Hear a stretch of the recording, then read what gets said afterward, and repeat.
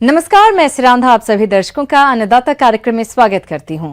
किसान हमारे देश के अन्नदाता हैं और वे ही हमारे देश के भाग्य विधाता हैं।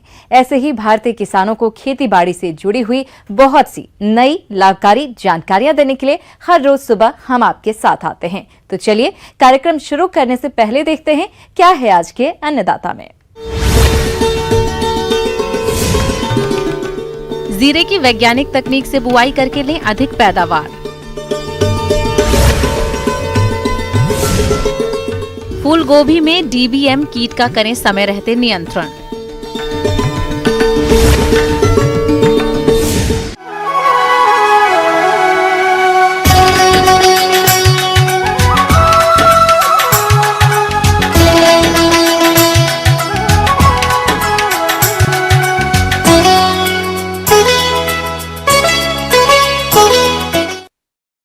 जीरे की खेती अपने राज्य के अजमेर, पाली, सिरोही, बाड़मेर, जयपुर जिले में मुख्य रूप से की जाती है और जो किसान इसकी खेती उन्नत किस्मों का चयन करके वैज्ञानिक तकनीक से करते हैं वे जीरा की फसल से अच्छा खासा लाभ भी कमाते हैं।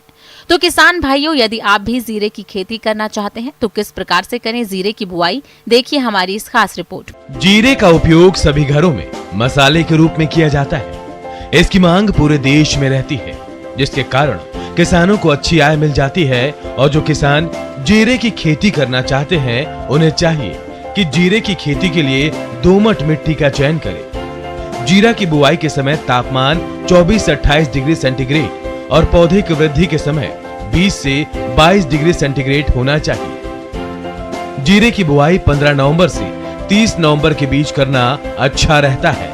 इसकी बुआई के लिए खेत को 2 से 3 बार जोतकर पाटा लगाकर तैयार कर लेना चाहिए। यदि आपने पिछली खरीफ की फसल में गोबर की खाद डाली है तो अभी गोबर की खाद डालने की आवश्यकता नहीं है। और अगर पहले खाद नहीं डाला गया है तो खेत में प्रति हेक्टेयर 10 से 15 टन गोबर की खाद का उपयोग करें। यह खाद अंतिम जुताई से पहले खेत में मिला दें। इसके साथ ही 45 किलो डीएपी और 15 किलो यूरिया या 125 किलो एसएसपी और 35 किलो यूरिया प्रति हेक्टेयर बुआई से पूर्व खेत में उर कर देवे। जीरे की खेती के लिए किसानों को चाहिए कि उन्नत किस्मों का चयन करें। तो जीरे की उन्नत किस्में हैं RZ19, राजस्थान के सभी क्षेत्रों के लिए उपयुक्त है। इस किस्म के दाने सुडौल, आकर्षक और गहरे भूरे रंग के होते हैं। ये 125 दिन में पक जाती है। RZ209, इसके दाने बड़े, सुडौल और गहरे भूरे रंग के होते हैं।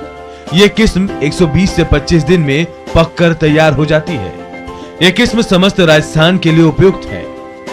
JC4, RS1, S404 कई किस्में हैं। इनमें से किसान किसी भी किस्म का चयन कर बुआई कर सकते हैं। जीरे की बुआई के लिए 12 से 15 किलोग्राम बीज प्रति हेक्टेयर काम में लेना चाहिए। जीरे की फसल में रोगों का प्रकोप कुछ अधिक ही होता है, तो जीरे की बुआई से पूर्व बीजों को 3 ग्राम थायरम से प्रति किलो बीज की दर से बीजोपचार करें। इसकी बुआई 1 से 1.5 सेंटीमीटर की गहराई तक ही करें। इससे ज्यादा गहराई पर बोने से बीजों का अंकुरण कम होता है।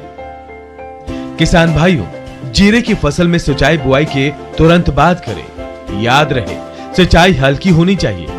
सिंचाई तेज धार में नहीं करें। तेज धार में करने से जीरा पानी में बहकर एक जगह पर आ जाता है। दूसरी सिंचाई बुआई के 7 दिन बाद करें। इसके बाद प्रत्येक 20 दिन के अंतराल पर 4 से 5 सिंचाइयों की आवश्यकता रहती है। जीरे के खेत में 2-3 बार निराई गुड़ाई की आवश्यकता होती है।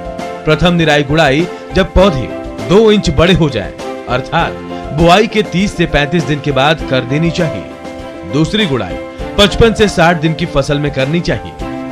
इसके बाद तीसरी निराई गुड़ाई करना फसल के लिए लाभदायक रहता है। ऐसी जगह जहां निराई गुड़ाई द्वारा खरपतवारों को नहीं निकाल पाते हैं तो वहां खरपतवार नियंत्रण हेतु खरपतवार नाशियों का प्रयोग करना चाहिए। यदि किसान भाइयों आप इस प्रकार से जीरे की खेती करते हैं तो जीरे की फसल से गुणवत्ता युक्त अधिक उपज ले सकते हैं। ब्रेक के बाद आप सभी दर्शकों का अन्नदाता कार्यक्रम में एक बार फिर से स्वागत है। चलिए अब रुक करते हैं अगली कड़ी की ओर।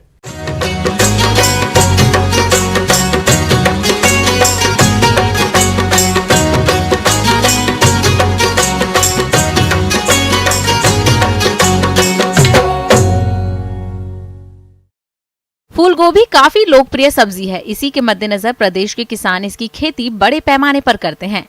लेकिन इस समय फूल गोभी की फसल में डायमंड बैक मोथ कीट का प्रकोप हो रहा है, जिसके प्रकोप के कारण फसल के उत्पादन में भारी गिरावट आती है।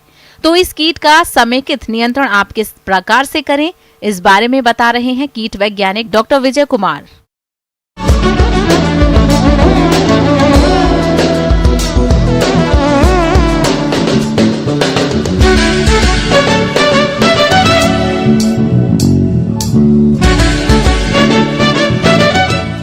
गोभी का पतंगा, जिसको अंग्रेजी में डायमंड बैक मोथ कहते हैं, ये अक्टूबर माह से मार्च माह तक सक्रिय रहता है। इसके बाद इसमें क्या है कि ये छोटा सा पतंगा होता है, लार्वा होता है, जो गोभी वर्गीय फसल जैसे फूलगोभी, पात गोभी, बहुत बार देखा गया है कि ये सरसों इत्यादि पे भी पाया जाता है।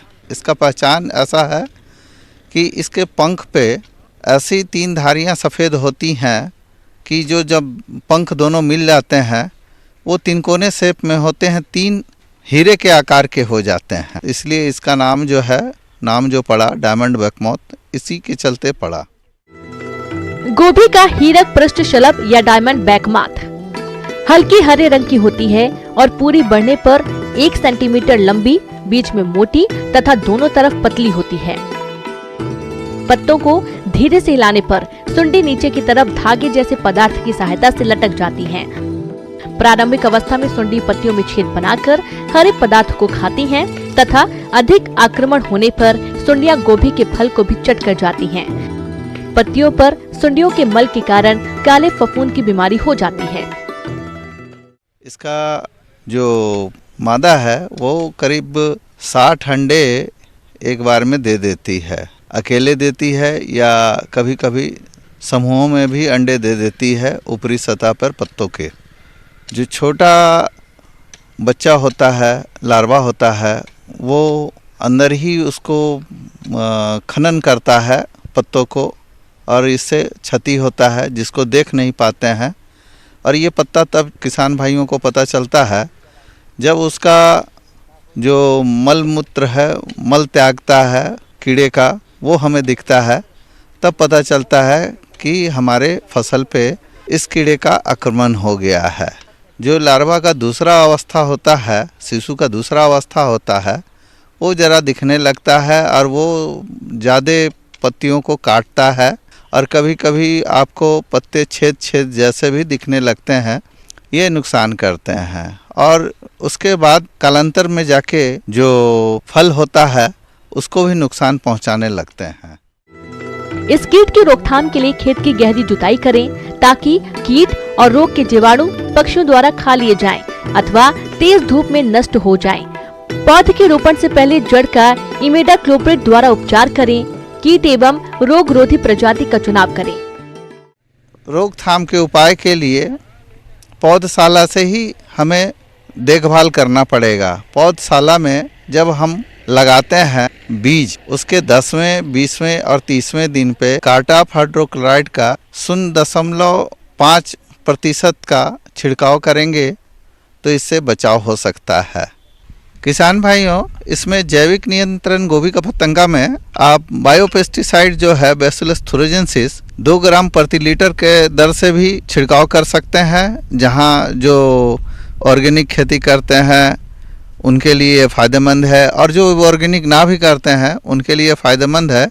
गोभी का पतंगा में किसान भाई सरसों की खेती साथ में करेंगे तो सरसों की खेती में जो है गोभी का पतंगा और दूसरे भी लाही इत्यादि आकर्षित होते हैं। जैसे एक तो 2 पंक्ति गोभी का और 1 पंक्ति सरसों का लगा सकते हैं। दूसरा ये है प्रत्येक 25 पंक्ति गोभी के बाद 1 पंक्ति शुरू वाले पंक्ति में और फिर 25 पंक्ति के बाद सरसों लगाने से इससे बहुत अच्छा नियंत्रण होता है। आगे जाकर किसान भाई को आक्रमण होने पर स्पाइनोसेड नामक एक दवा है, 1.2 मिलीलीटर प्रति लीटर पानी में घोल बना के छिड़काव कर सकते हैं।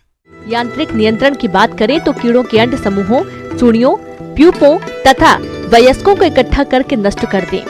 रोगग्रस्त पौधे या उनके भागों को उखाड़कर जला दें। खेत में जगह जगह पर बांस खूंटियां लगाएं, जिससे पक्षी कीड़ों को खाकर नष्ट कर सकें। मित्र कीटों का संरक्षण करें। प्रकाश प्रपंच की सहायता से रात को कीड़ों को आकर्षित कर नष्ट करें। कीड़ों की निगरानी व उनको आकर्षित करने के लिए फेरोमोन ट्रैप का प्रयोग खेत में करें। अपने खेतों पे 12 प्रलोभन प्रति हेक्टेयर के दर से लगाएंगे तो इसका जो पतंगा है वो फंस जाएगा, नर पतंगा फंसेगा, जिससे मादा के साथ मिलन नहीं होगा और अंडे नहीं देगी, तो आगे आपका नुकसान नहीं होगा। इसमें नीम सीड कर्नल एक्सट्रैक्ट जो है, निमोली का जो है 5% बहुत ही अच्छा प्रभाव देखा गया है। इसका भी 3 से 4 बार छिड़काव कर सकते हैं 10 दिनों के अंतराल पर। ये 2 मिलीलीटर प्रति लीटर के दर से दवा का छिड़काव करें तो ये इस तरह से दोहरा फायदा होगा और पर्यावरण अनुकूल, ये हमारा जो नियंत्रण होगा वो पर्यावरण अनुकूल होगा। ब्रेक के बाद एक बार फिर से आप सभी दर्शकों का अन्नदाता कार्यक्रम में स्वागत है। बढ़ते हैं अगली प्रस्तुति की ओर।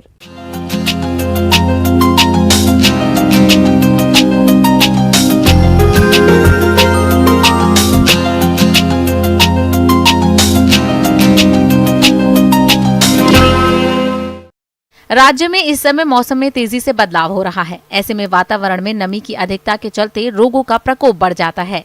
अगर पपीते के बाग की बात करें तो इस समय इन बागों में कई हानिकारक रोगों का प्रकोप देखा जा रहा है।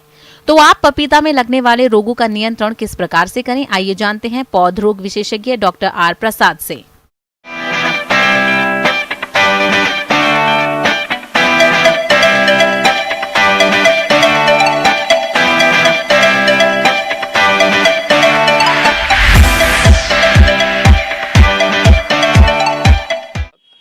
किसान भाई, हम सभी जानते हैं कि जो पपीते की खेती है एक कैश क्रॉप है, और जब आप कैश क्रॉप की खेती करते हैं तो उसमें जो मुख्य रूप से जो बीमारी है येलो विन मोज़ेक, जिसको पीला मोज़ेक कहते हैं, इसकी मुख्य रूप से जो पहचान है वो ये है कि जो पत्तियां होती हैं वो ऊपर की तरफ घिकुरा टाइप हो जाती है, और साथ ही प्लांट जो है छोटा होता है और उसमें फल भी बहुत छोटे छोटे लगते हैं। इस प्रकार से आपकी उपज काफ़ी कम हो जाती है। और हम सभी जानते हैं कि जो वायरस विषाणु द्वारा बीमारी फैलता है, इसको एक वेक्टर फैलाता है जिसको हम व्हाइट फ्लाई कहते हैं, सफ़ेद मक्खी द्वारा ये ट्रांसमिट होता है। तो ऐसे बरसात के समय में जो किसान भाई पपीते की खेती किए हुए हैं, तो ये जो वेक्टर है व्हाइट फ्लाई, ये एक पौधे से दूसरे पौधों पे हमेशा जाता रहता है और ये विषाणु जनित जो रोग है वायरस, इसको फैलाता रहता है। तो इसके बचाव हेतु किसान भाई आपको समेकित जो पीड़क प्रबंधन के है उसको अपनाना चाहिए। इसमें पहला है कि आप खेत को साफ सफाई रखें, दूसरा है कि आप उसमें जल निकास की उचित व्यवस्था करें। किसान भाई जो अभी नई खेती करना चाह रहे हैं उनके लिए ज़रूरी है कि आप पपीते की जो नर्सरी है उसको आप नेट शेड में लगाएं, और नेट शेड में जब लगाइएगा तो उसमें वायरस का प्रकोप नहीं होता है। और उस प्लांट को जब आप मेन फील्ड में ट्रांसफर करने जा रहे हैं तो आप उसका सीडलिंग का उपचार कर लें। सीडलिंग का उपचार करने के लिए आपको इमिडाक्लोप्रिड 70.8% का SL का जो इमिडाक्लोप्रिड है उसको 3 लीटर पानी में 1 ml मिला करके और उस बिचड़े को आप कम से कम 5 मिनट तक डुबो करके और उसके बाद लगाएं। साथ ही साथ किसान भाई आप ये ध्यान रखें कि इस पे जब आपका पौधा है इसमें कुछ प्रभेद हैं जिन पे विषाणु जनित बीमारी का कम प्रकोप होता है, और उसमें पहला है बेंगलुरु 1, कोयम्बटूर 1, और साथ ही साथ एक नई वैरायटी आई है जिसको आइस बेरी के नाम से है, या ऑस्ट्रेलियन वैरायटी है। इस पे विषाणु जनित बीमारी का बहुत कम प्रकोप हो रहा है। तो किसान भाई इसको लगाएं, और साथ ही साथ आप ये ध्यान रखें कि अगर आपके खेत में वायरल बीमारी का ज़्यादा प्रकोप दिख रहा है तो वैसे पौधे को आप काट करके और मिट्टी में दबा दें, क्योंकि ये अक्सर फैलता रहता है। इस प्रकार से किसान भाई ये प्रायः देखा गया है रिसर्च के द्वारा कि जिस खेत में आप नीम की खली का प्रयोग करते हैं उसमें विषाणु जनित बीमारी कम लगता है। इस प्रकार से किसान भाई अपने खेत की साफ सफाई, खरपतवार का नियंत्रण, जल निकास और जो विषाणु रोधी प्रभेद हैं, और साथ ही साथ आके अगर खेत में पौधे पर विषाणु जनित ये बीमारी वायरल दिखाई देता है तो आप फर्स्ट टाइम में नीम जनित जो दवा होता है, निमसिडीन 1500 ppm का आता है, इसको 5 ml प्रति लीटर पानी में मिला करके और स्प्रे करें। और अगर आपको लगे कि इससे कंट्रोल नहीं है तो आप इमिडाक्लोप्रिड का 3 लीटर पानी में 1 ml के हिसाब से स्प्रे कर सकते हैं। इस प्रकार से किसान भाई समेकित रूप से आप विषाणु जनित बीमारी जो पपैया में लगता है इसका प्रबंध कर अच्छी लाभ कमा सकते हैं। धन्यवाद।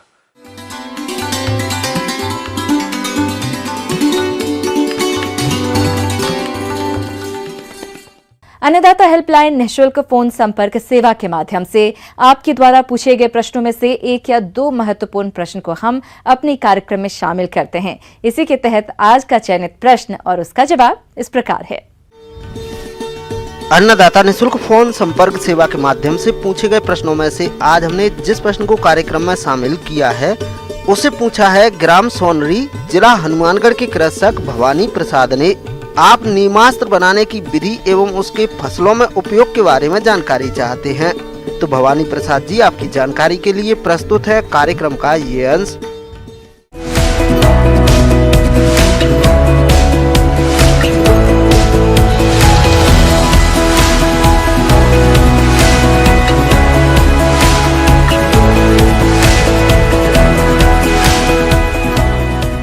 किसान बंधुओं, अपने जो है कीड़े से बचने के लिए आप जो है जैविक में आप जो है नीमास्त्र का जो है बहुत अच्छा आप उपयोग कर सकते हैं।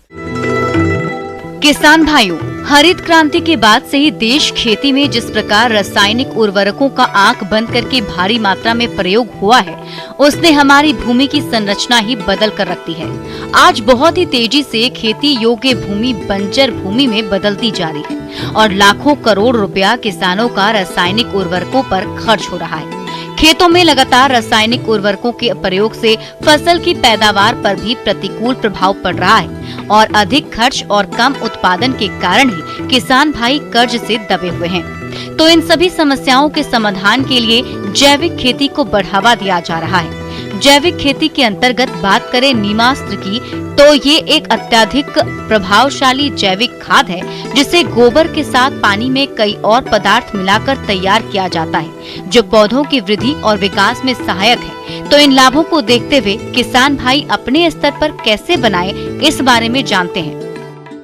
आपको करना बहुत ज्यादा कुछ नहीं किसान बंधु, आप एक जो है ड्रम रखिए, 200 लीटर का ड्रम, उसमें आप जो है आधा उस ड्रम में 100 लीटर आप जो है पानी भर लीजिए और उसमें आप जो है 5 से 7 किलो आप जो है नीम की पत्ती ले लीजिए और 10 लीटर आप जो है गोमूत्र ले लीजिए और आप जो है 5 किलो आप जो है गाय का जो है गोबर ले लीजिए। किसान बंधु, आप वेस्ट डिकम्पोजर भी यदि आप चाहें किसान बंधु तो उसमें जो है आप वेस्ट डिकम्पोजर भी उस ड्रम में 1 लीटर आप जो है ना मिला सकते हैं। किसान बंधु नहीं डालना चाहते हैं तो कोई प्रॉब्लम नहीं है। नीमास्त्र के लिए क्या कर सकते हैं, आपके पास जो है एक जो है 200 लीटर का ड्रम हो गया, उसमें आप 100 लीटर पानी ले लीजिए, आप उसमें जो है 10 लीटर जो है गोमूत्र ले लीजिए, 5 किलो आप जो है गाय का गोबर ले लीजिए, उसके बाद आप जो है 5 से 6 किलो नीम की आप जो है ना पत्ती ले लीजिए और उसमें 1 लीटर आप जो है वेस्ट डिकम्पोजर यदि डालना चाहते हैं तो डाल लीजिए। उसके बाद आप जो है उसमें जो आपने 5 से 6 किलो आप नीम की पत्ती लिए हैं उसको आप जो है 10 से 12 दिन तक आप जो है घड़ी के दिशा में, घड़ी के विपरीत दिशा में आप उसको जो है उसको हिला दीजिए। किसान बंधु, तो ये आपका 15 दिन में ये नीम की जो पत्ती होगी उसके 100 लीटर पानी और उस जो है 10 लीटर जो आपने गोमूत्र मिलाए हैं उसके साथ ये सड़ करके अपना जो है रस जो है उसमें जो है छोड़ देगा उस पानी के अंदर ये नीम की पत्ती। किसान बंधुओं, किसान भाइयों, नीमास्त्र बनाने के बाद बात आती है फसलों और फल बागों में इसे कितनी मात्रा में कब और कैसे प्रयोग करना चाहिए, तो वो इस प्रकार है।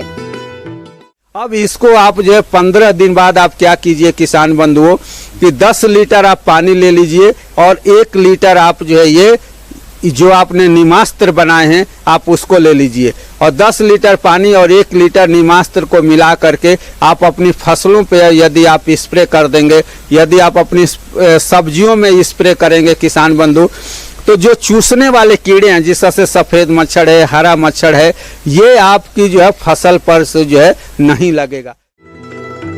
नीमास्त्र सभी फसलों के लिए लाभकारी है। इसमें लाभकारी जीवाणु पाए जाते हैं। फसल की रोग प्रतिरक्षा क्षमता बढ़ती है। भूमि की उर्वरा शक्ति में वृद्धि होती है। पौधों की वृद्धि विकास अच्छी होती है। फसल से अधिक पैदावार मिलती है। फल, सब्जी, अनाज देखने में सुंदर और खाने में स्वादिष्ट होते हैं। जहाँ तक अपने को जानकारी है किसान बंधु कि सफेद मच्छर ही जो है ज्यादा से ज्यादा रोग का वाहक होता है किसान बंधु। यही जो है दूसरी जगह से, एक जगह से दूसरी जगह रोगों को लेकर के जाता है।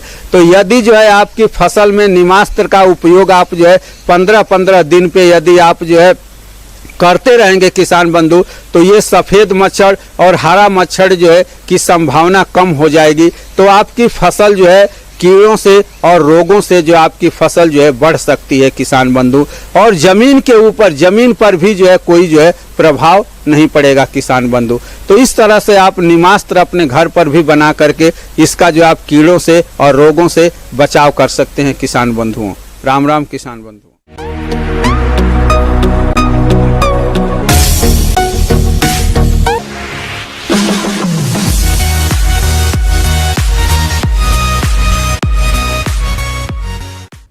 आइए अब एक नजर डालते हैं राज्य की कुछ चुनी हुई मंडियों की प्रमुख फसलों के बाजार भाव पर।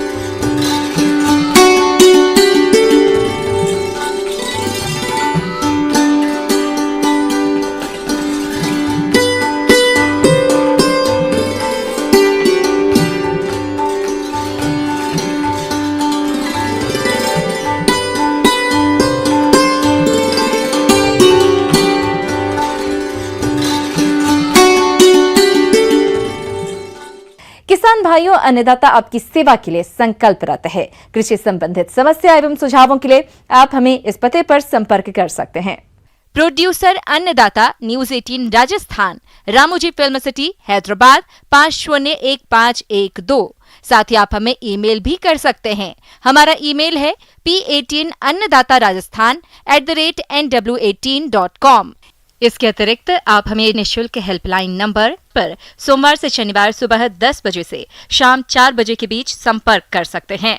किसान भाइयों, अब समय हो रहा है आपसे विदा लेने का, तो हमारी पूरी अन्नदाता टीम को दीजिए इजाजत। कल फिर आपसे मुलाकात होगी कृषि संबंधित कुछ और महत्वपूर्ण जानकारियों के साथ। नमस्कार।